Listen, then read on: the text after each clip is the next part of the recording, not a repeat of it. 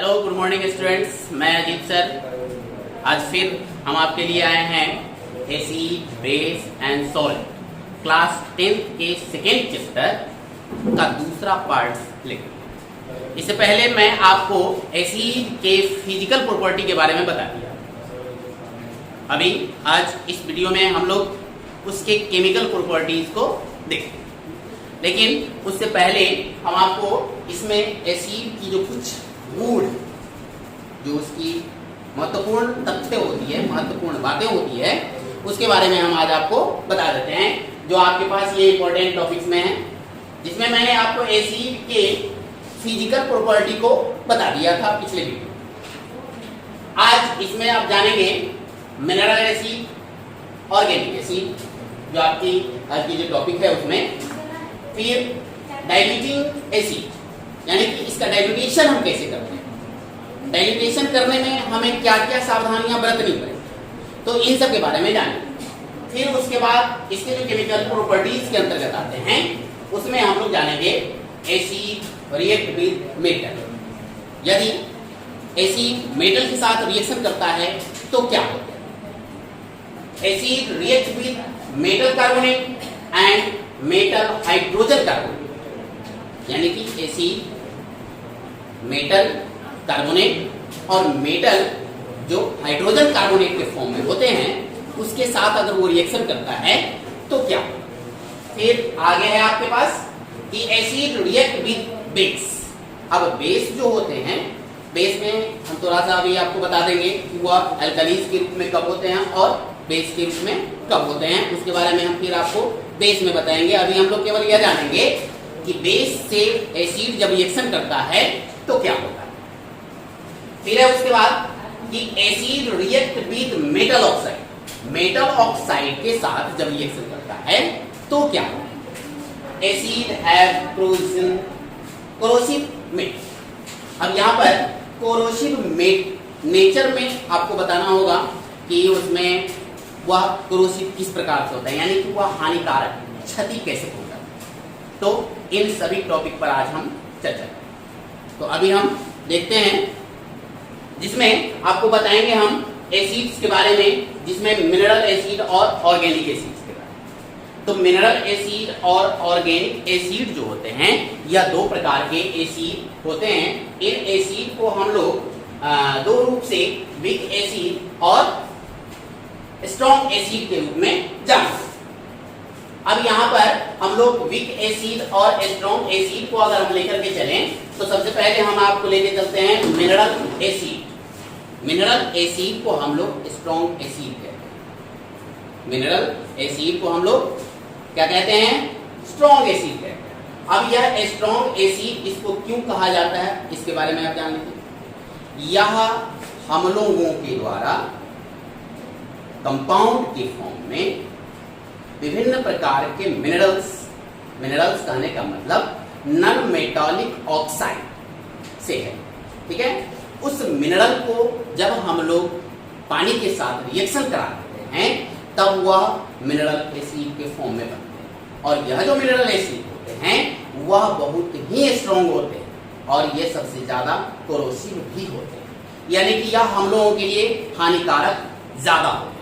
लेकिन वहीं अगर ऑर्गेनिक एसिड्स को देखेंगे, तो ऑर्गेनिक कहने का मतलब होता है ऑर्गेनिज्म। ऑर्गेनिज्म में लिविंग ऑर्गेनिज्म कहने का मतलब यहाँ यह हो रहा है कि बहुत सारे एनिमल्स, चाहे वो इंसेक्ट्स के फॉर्म में हो, यानी कि इंसेक्ट्स के रूप में जो जानवर होते हैं उनसे है, और या फिर आपके पास जो प्लांट्स होते हैं, चाहे वो बड़ा प्लांट्स हो या छोटा प्लांट्स हो, तो उनसे जो एसिड आते हैं वह वीक एसिड, उनसे उनमें कोरोसिव की जो कैपेसिटी होती है, वह कैपेसिटी बाकी स्ट्रॉन्ग एसिड यानी कि मिनरल एसिड की अपेक्षा कम। तो यहाँ इसके बारे में आपने जान लिया मिनरल एसिड और ऑर्गेनिक एसिड्स के बारे में, कि उसको हम लोग कैसे स्ट्रॉन्ग में और वीक एसिड में डिवाइड करते हैं। तो जितने भी मिनरल एसिड होंगे वह हम लोगों के द्वारा केमिकल रिएक्शन के फलस्वरूप बनाए जाएंगे, जबकि ऑर्गेनिक एसिड जो होंगे वह कहां से आएंगे, केवल लिविंग ऑर्गेनिज्म से ही आएंगे। क्लियर। तो अब हम लोग चलते हैं डाइल्यूटिंग एसिड, यानी कि डाइल्यूटेशन कैसे करते हैं। अब डाइल्यूटेशन में क्या होता है कि जब आप किसी भी एसिड को वाटर में डालते हैं, यानी पानी में आप मिलाएंगे, यहां पर दो बातें होती, एक एसिड को पानी में मिलाना या पानी में एसिड को मिलाना। ये बात को आप गौर से समझेंगे। एसिड को पानी में मिलाना, पानी में एसिड को मिलाना, यह दोनों दो किस्म की क्रियाकलाप होती है। ठीक है, जैसे कि आप एक बीकर ले लेते हैं और उस बीकर में वाटर को पहले डाल देते हैं, फिर आप उसमें एसिड को डालते हैं। अब एसिड को डालने के समय में आप देखेंगे कि उसमें से कुछ धुएं के रूप में निकलते हैं, ठीक है, यानी वेपर्स के रूप में। यहां यह होता है कि हाइड्रोजन आयंस जो होते हैं वो ट्रांसफर होते हैं। एसिड में केवल कॉमन चीज होती है हाइड्रोजन पॉजिटिव आयंस। तो यहां पर पॉजिटिव आयंस जो होते हैं हाइड्रोजन का, वो ट्रांसफर होते हैं इसमें पार्टिकल्स ऑफ वाटर, जिसके कारण क्या होता है, वहां पर lot of energy is destroyed by the acids, right. अब यहां पर उस destruction of energy in the form of heat, that's all. इसमें सबसे आप पहली चीज को देख रहे हैं कि हाइड्रोजन आयन, यहां पर हाइड्रोजन आयन जो होता है वो डिस्ट्रॉयड होता है। डिस्ट्रॉयड होने का मतलब यहां पर नष्ट होने से है, लेकिन यहां पर नष्ट नहीं होता है, बल्कि उसका ट्रांसफर होता है। हाइड्रोजन का ट्रांसफर, हाइड्रोजन आयंस का ट्रांसफर एसिड से वाटर में होता है, करेक्ट। अब इसके फलस्वरूप उसमें बहुत सारे एनर्जी जो होती है वह उससे निष्कासित होती है।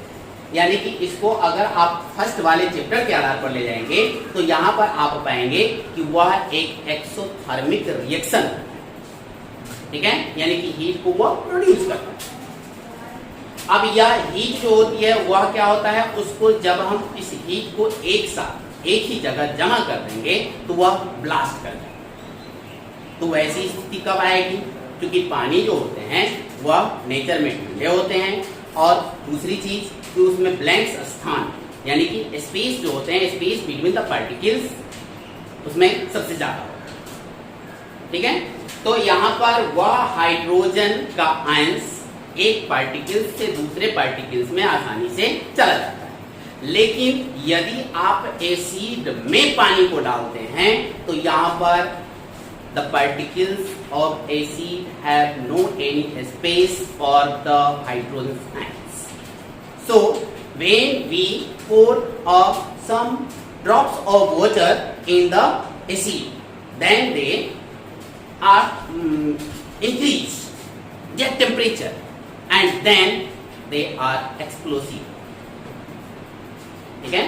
तो यहां पर क्या हो रहा है कि जैसे ही आप एसिड में पानी को डालते हैं तो पानी को डालने के बाद क्या होता है, उसमें या हाइड्रोजन का जो आयंस होता है वह तो निकलता है, लेकिन चूंकि यहाँ पर कंसंट्रेशन ऑफ एसिड सबसे ज्यादा होता है और उसमें स्पेस नहीं होते हैं, उस हाइड्रोजन आयंस को पकड़ने की, उसमें रखने की वह कैपेसिटी नहीं होती है, जिसके कारण उसमें अचानक से उसका टेम्परेचर बढ़ जाता है, और जैसे ही वह टेम्परेचर बढ़ता है तब वह ब्लास्ट कर जाता है। यानी कि यदि आप उस स्ट्रॉन्ग एसिड के निकट आप हैं तो आपके शरीर को क्षति पहुंच सकती है। यानी कि यह एसिड होंगे वह आपके स्किन को जला देंगे, ठीक है। तो इस प्रकार से हम डाइल्यूटिंग करते हैं किसका, एसिड। अभी तक आपने डाइल्यूटेशन को समझ गया होगा। तो अब हम लोग फिर अब चलते हैं केमिकल प्रॉपर्टीज ऑफ एसिड। अब केमिकल प्रॉपर्टीज ऑफ एसिड को हम आपको अंडरलाइन करते हुए चलेंगे कि यहां पर एक एसिड है, यहाँ एसिड्स को मैंने डाला है कोई भी एसिड्स के साथ, ठीक है। यदि आप किसी भी एसिड्स के साथ और किसी भी मेटल के साथ अगर आप रिएक्शन कराते हैं तो रिएक्शन कराने के फलस्वरूप क्या निकलते हैं उसको आप देखिए। तो इसमें सबसे पहले हम लोग क्या करते हैं कि एसिड को रिएक्शन कराते हैं मेटल से उस मेटल के अंतर्गत अब हम लोग इसके रिएक्शन को देखते हैं। अब हम लोग देखते हैं मेटल एसिड के साथ रिएक्शन करता है तो रिएक्शन के फलस्वरूप क्या बन रहे हैं, सोल्ट और हाइड्रोजन गैस।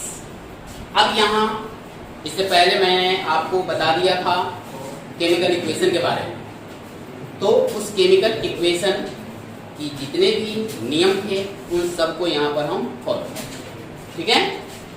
अब यहाँ पर मेटल के रूप में मैंने क्या लिया है, जिंक Zn, और एसिड के लिए मैंने लिया है स्ट्रॉन्ग एसिड, ये इसको हम मिनरल एसिड भी बोलेंगे या मिनरल एसिड है, इसमें H2SO4 को लिया। अब यहाँ रिएक्शन कराते हैं। अब 2 मिनट के लिए फिर से हम आपको रिपीट करते हैं कि यह जो रिएक्शन होती है उस रिएक्शन को हम कैसे करते हैं, ठीक है। तो यहाँ सबसे पहले हमको देखना क्या होगा कि मेटल, सबसे पहले किसको देखना होगा, मेटल।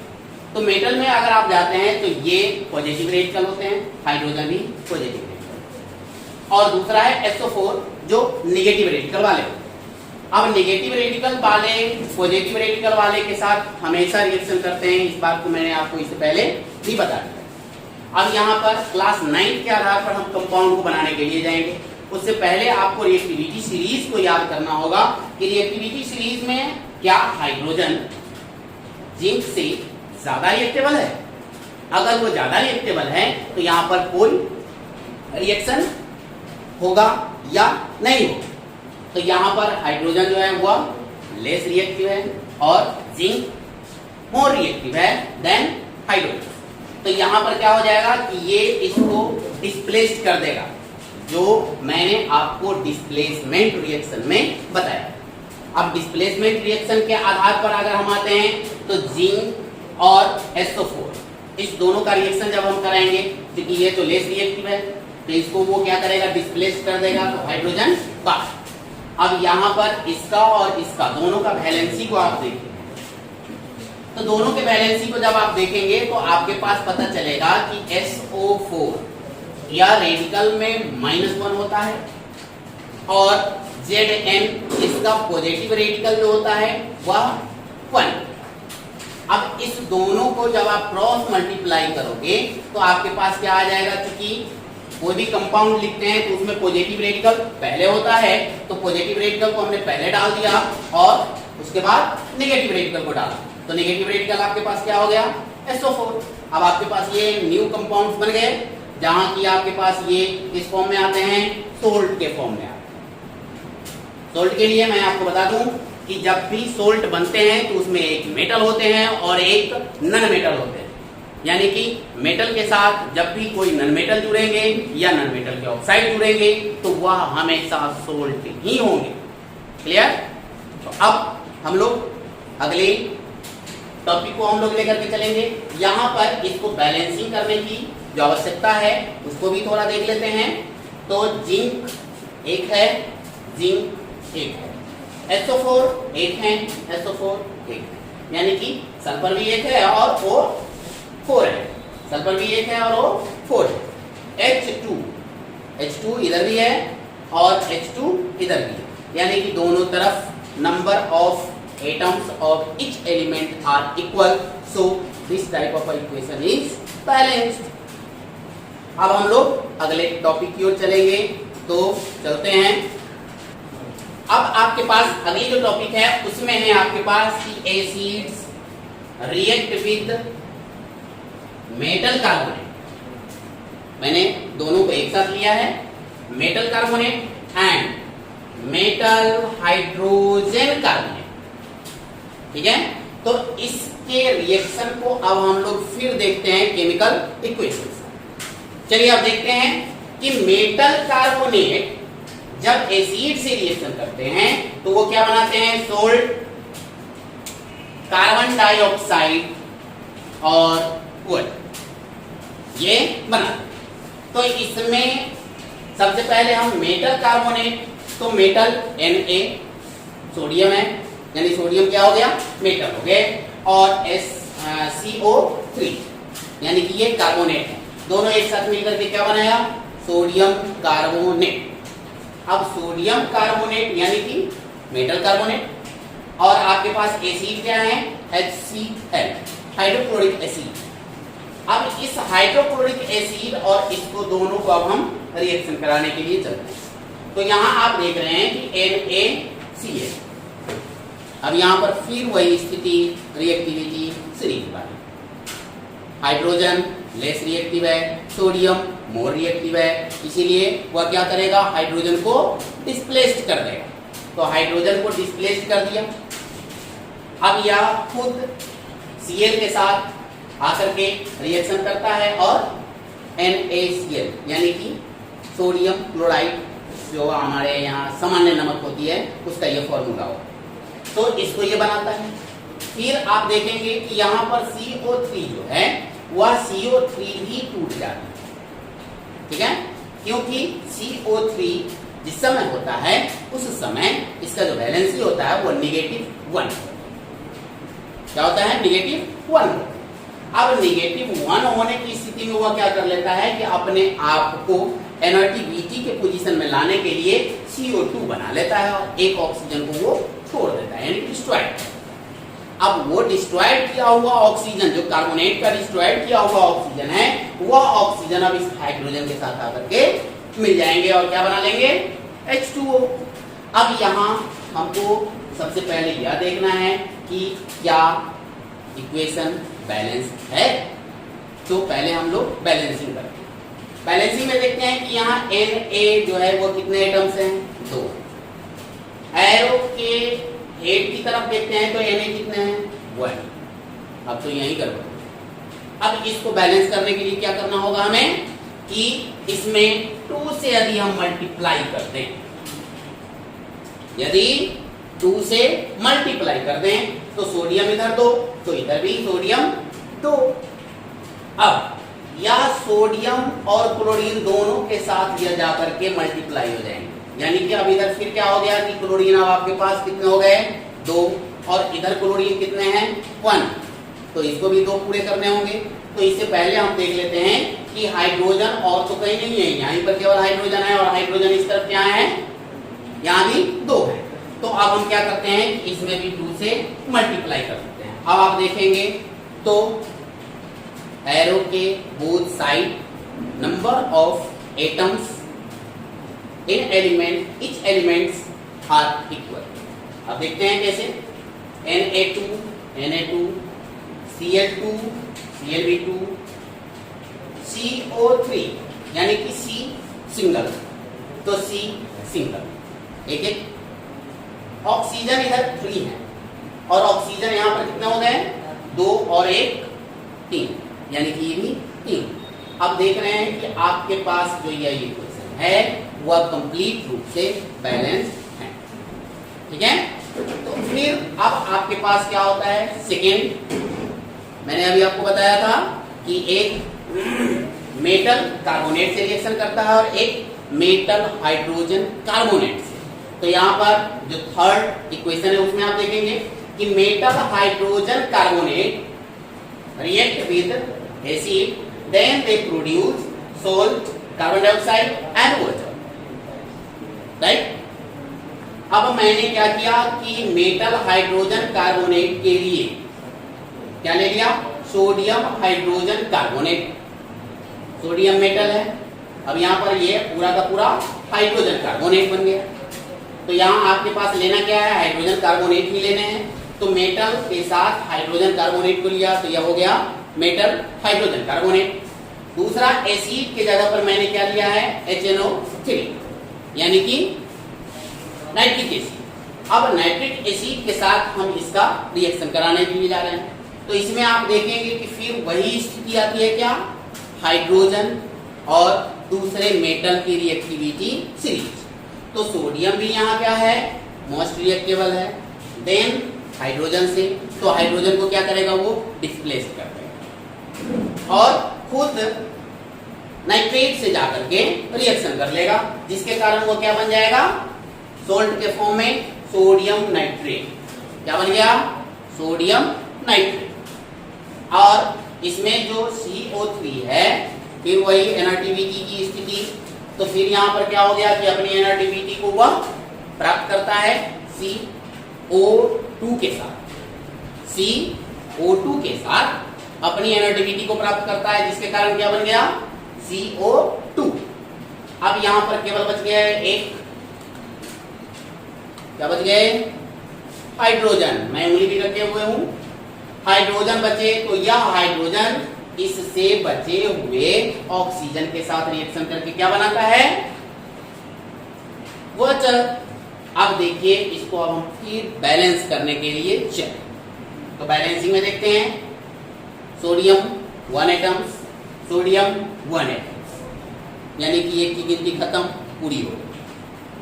आगे देखते हैं हाइड्रोजन कितने चाहिए 2, तो यहां पर एक हाइड्रोजन और यहां पर एक हाइड्रोजन, कितने हो गए 2, और यहां पे देख रहे हैं आप हाइड्रोजन कितने 2, इसकी भी गिनती खत्म, यानी कि यह भी कंप्लीट बैलेंस्ड हो गया। CO3, अब CO3 में से एक ऑक्सीजन आउट कर गया, तो यहां पर क्या हो गया CO2, तो यहां भी CO2, यानी कि यहां पर 3 ऑक्सीजन और 3 ऑक्सीजन, यानी कि टोटल कितने हो गए 6 ऑक्सीजन। तो 3 ऑक्सीजन इधर हो गए, 2 और 1 3, यानी कि टोटल 6 ऑक्सीजन पूरे। अब इस तरीके से आप देख रहे हैं कि आपके पास जो ये केमिकल इक्वेशन है वो ऑलरेडी बैलेंस्ड है।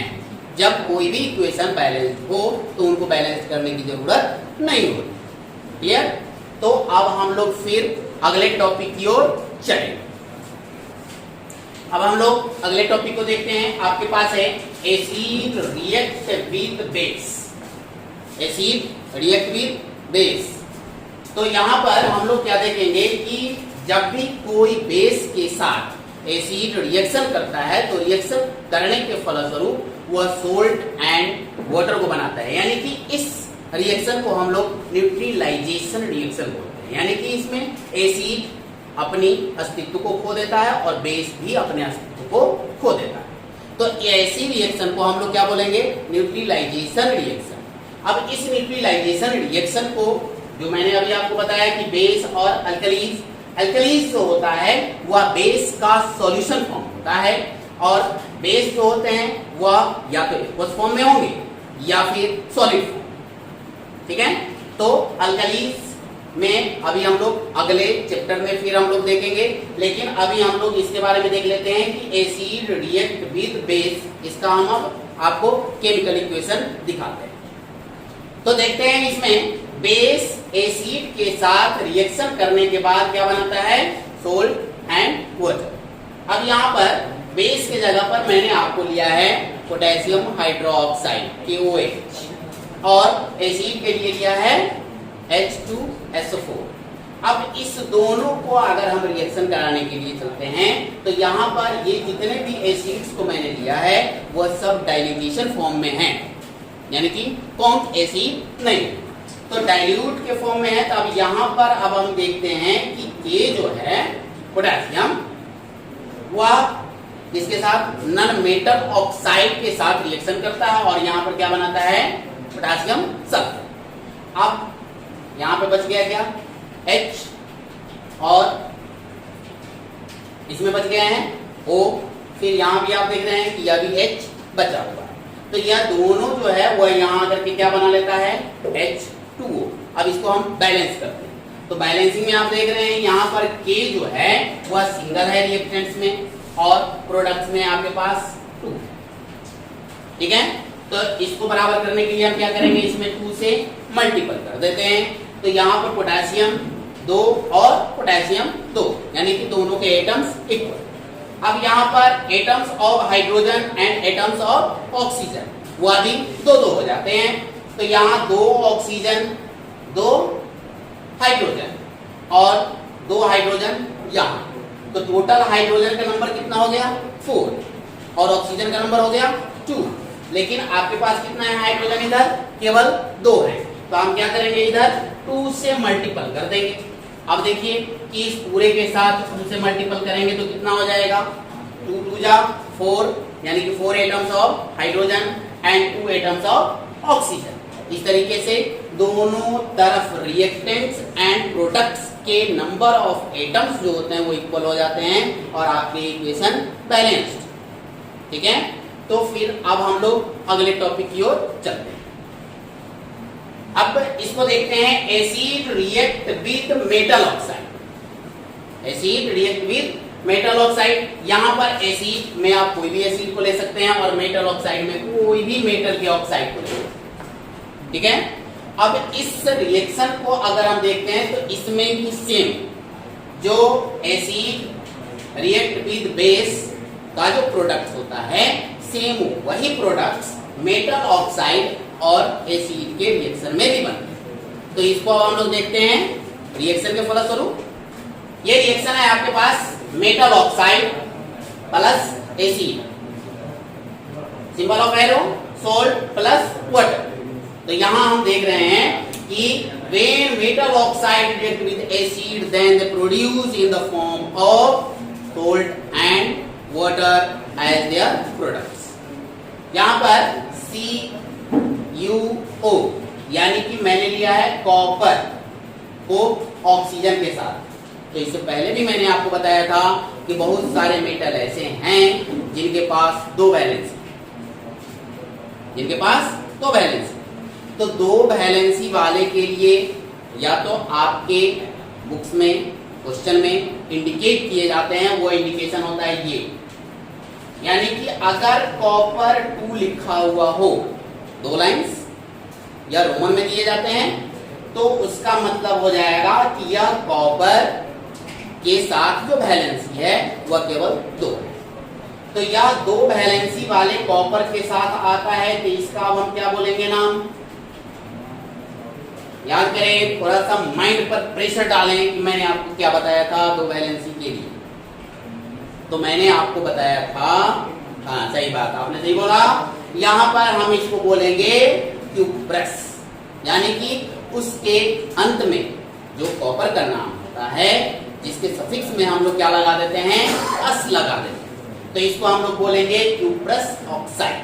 क्या बोलेंगे, क्यूप्रस ऑक्साइड। अब यह क्यूप्रस ऑक्साइड हाइड्रोक्लोरिक एसिड से रिएक्शन करता है, तो रिएक्शन के फलस्वरूप वह क्या बनाता है, क्या बोलेंगे इसका नाम, जी नहीं, इसमें कोई बदलाव नहीं करेंगे, इसमें किसी भी प्रकार का नाम में कोई चेंजिंग नहीं कर पाते हैं, इसीलिए इसको हम क्या बोलेंगे, क्यूप्रस क्लोराइड। है बात समझ में?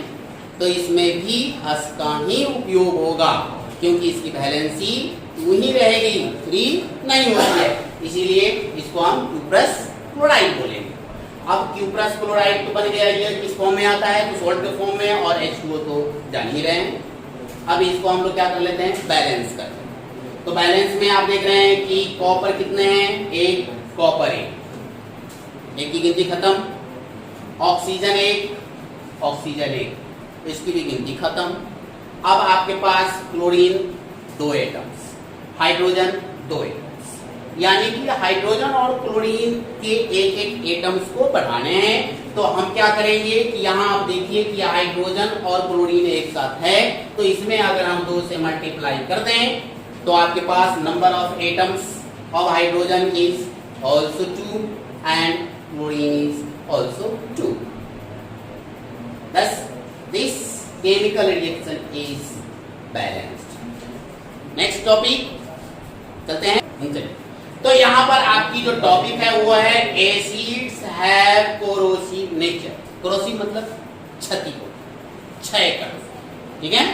तो यहाँ पर आप देखेंगे कि किसी भी मेटल के बर्तन में जब आप एसिड को डालेंगे तो वह क्या हो जाता है, धीरे धीरे एसिड के साथ वह मेटल जो होता है रिएक्शन करता है, और रिएक्शन के फलस्वरूप वो उसका नष्ट कर देता है, उसके अस्तित्व को ही खत्म कर देता है। अब यहाँ पर दूसरी चीजों को अगर आप देखते हैं, जैसे कि आपके पास नेचुरली कोई चीज है, जैसे कि कागज, कागज जो होता है वह किसी से बनी हुई होती है, तो आप देखेंगे कि कागज जो होता है वह हमेशा बनता भी है तो वनस्पतियों से ही बनी हुई होती है। तो किसी भी वनस्पति पर यदि मिनरल एसिड को डाला जाता है तो मिनरल एसिड जो होता है वह स्ट्रॉन्ग एसिड होता है, वह उसको जला देता है, बर्न कर देता है और इस तरीके से वह उसको नष्ट कर देता है। यदि आपके शरीर पर भी कोई मिनरल एसिड पड़ जाते हैं तो वह आपके सेल्स को भी नष्ट कर देता है, जिस अंग पर पड़ेंगे उस अंग के स्किन को भी जला देता है। अगर ज्यादा स्ट्रॉन्ग एसिड है तो आपकी हड्डियों तक को भी वह गला सकते हैं। इस तरीके से वह हमारे लिए क्या होता है, क्षति के काम में आ जाते हैं। तो आप जान लिया है कि यह कोरोसिव किस प्रकार से होते हैं। आप सबसे पहले कि जब भी आप इस वीडियो को देखने के लिए जाएं उससे पहले या वीडियो देखने के बाद भी आप अपने बुक का सेल्फ स्टडी निश्चित रूप से करें और इसमें दिए गए केमिकल इक्वेशन को खुद अपने ही हाथों से अपनी कॉपी पर बनाने की कोशिश करें। तो अगले दिन फिर मिलेंगे अगले वीडियो के साथ।